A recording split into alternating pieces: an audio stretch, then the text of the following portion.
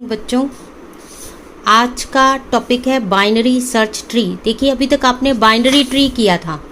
Actually tree के अंदर अलग अलग ट्रीज की प्रॉपर्टीज़ है। उन प्रॉपर्टीज़ के बेस पर हम उस ट्री का नाम दे रहे हैं। जैसे एक ट्री था कि भी जिसमें 0 से लेकर 2 तक चिल्ड्रन हो सकते हैं, तो हम उसको बाइनरी ट्री बोल रहे थे। जिसके सिर्फ 2 चिल्ड्रन ही हो सकते हैं और लीफ नोड में यानी या तो नो चाइल्ड हो या फिर 2 चिल्ड्रन हो, उसको हम क्या बोलते हैं, कंप्लीट बाइनरी ट्री।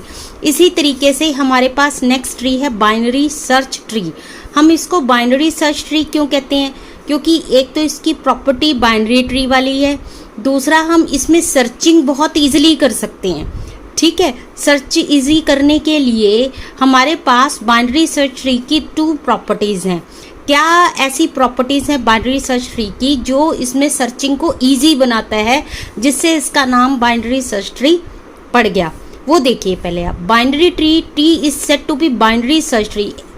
वो बाइनरी ट्री जिसको बाइनरी सर्च ट्री कहा जाता है, वो तब कहा जाता है अगर each node n of T, n होता है पेरेंट नोड, ठीक है, अगर ट्री की हर एक पेरेंट नोड के पास ये प्रॉपर्टीज हैं।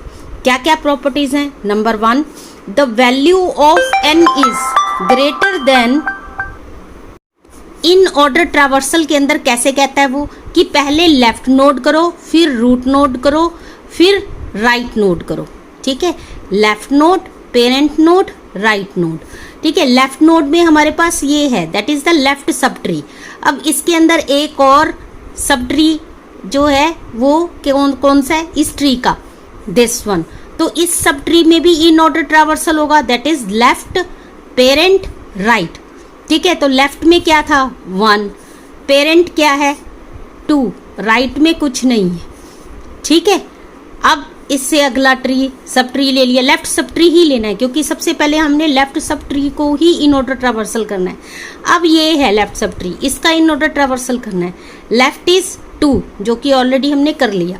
ठीक है, फिर उसके बाद है इन, दैट इज 3, राइट में 4।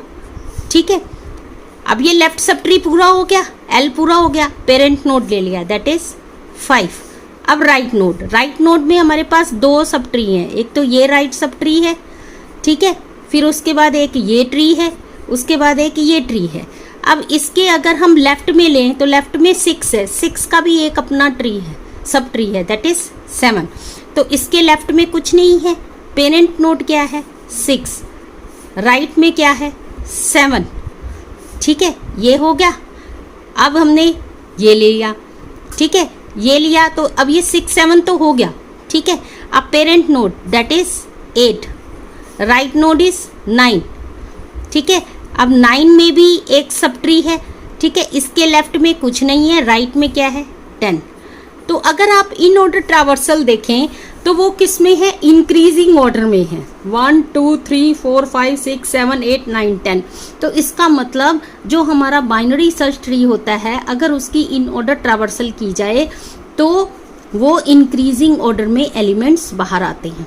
ठीक है, दूसरी इसकी प्रॉपर्टी क्या है? जो इसका स्मॉलेस्ट एलिमेंट होगा वो लेफ्ट मोस्ट होगा और जो सबसे ग्रेटेस्ट एलिमेंट होगा वो राइट मोस्ट होगा। तो ये 2 इसकी प्रॉपर्टीज हैं। इसके अंदर 3 तरीके के ऑपरेशन किए जा सकते हैं। First is called as the insertion, second is called as the deletion, third is called as the searching.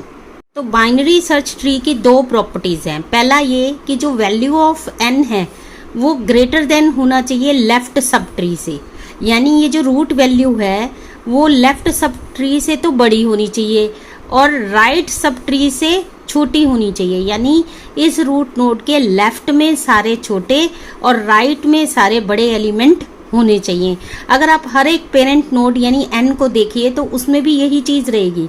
3 को देखेंगे तो आपका जो लेफ्ट नोड है 2 वो 3 से छोटा है, लेकिन राइट नोड यानी 4 वो 3 से बड़ा है, यानी राइट बड़ा होना चाहिए और लेफ्ट छोटा होना चाहिए। तो 2 के लेफ्ट में 1 ये छोटा है।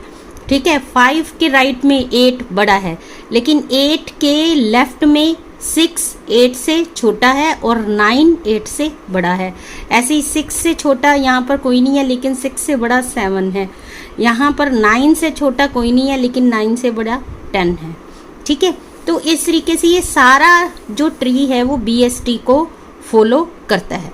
तो BST के मेनली जो एडवांटेज होता है वो क्या एडवांटेज होता है कि इसमें हम लोग रूट से कंपैरिजन करके किसी भी एलिमेंट को इजीली फाइंड आउट कर सकते हैं। प्रॉपर्टीज क्या है बाइनरी सर्च ट्री की? बाइनरी सर्च ट्री की 2 प्रॉपर्टीज हैं। पहला प्रॉपर्टी वो क्या कहता है कि अगर किसी बाइनरी सर्च ट्री का इन ऑर्डर ट्रावर्सल किया जाए, इन ऑर्डर ट्रावर्सल मतलब जो इसकी ट्रावर्सिंग है वो इन ऑर्डर की जाए। इन ऑर्डर ट्रावर्सिंग में क्या होता था, पहले लेफ्ट, फिर रूट नोड, फिर राइट, इस तरीके से हम ट्रावर्सल करते हैं। तो लेफ्ट नोड में अगर हम जाएं तो लेफ्ट नोड में पहले ये सब ट्री आ गया, इसकी लेफ्ट में जाएं तो ये सब ट्री आ गया। तो इसमें सबसे पहले हमने लेफ्ट नोड ली, दैट इज द 1, फिर हमारे पास इन नोड आई, दैट इज द 2। ठीक है, तो ये वाला ट्री तो हो गया इन ऑर्डर ट्रावर्सल। अब इस वाले को इन ऑर्डर ट्रावर्सल करना है, तो 2 तो हो गया लेफ्ट में, 3 रूट, फिर 4 राइट। ठीक है, ये सारा लेफ्ट सब ट्री हो गया। अब फिर ये लेफ्ट सब ट्री पूरा हो गया अब इन ऑर्डर में, यानी ये रूट वाला इन, दैट इज 5। तो 1 2 3 4 5। फिर उसके बाद ये वाला सब ट्री, इसमें कैसे आएगा 6 8 9। ठीक है, 5 के बाद आ गया 6 8 9, ऐसे होना चाहिए, लेकिन इसका जो सब ट्री है 6 का वो एक और है, दैट इज दिस वन। ठीक है, इस सब ट्री में देखिए हमारे पास लेफ्ट में कुछ नहीं है, तो 6 के बाद क्या आएगा 7। जब ये लेफ्ट ट्री हो जाएगा तो हमारे पास फिर से इन नोड आ जाएगी 8। 8 के राइट में है 9 और 9 के राइट में है 10।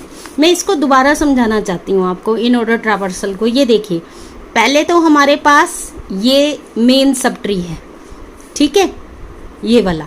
फिर उसके बाद एक सब ट्री ये हो गया हमारे पास, फिर एक सब ट्री ये हो गया। ठीक है, अब अगर हम देखें तो हमारे पास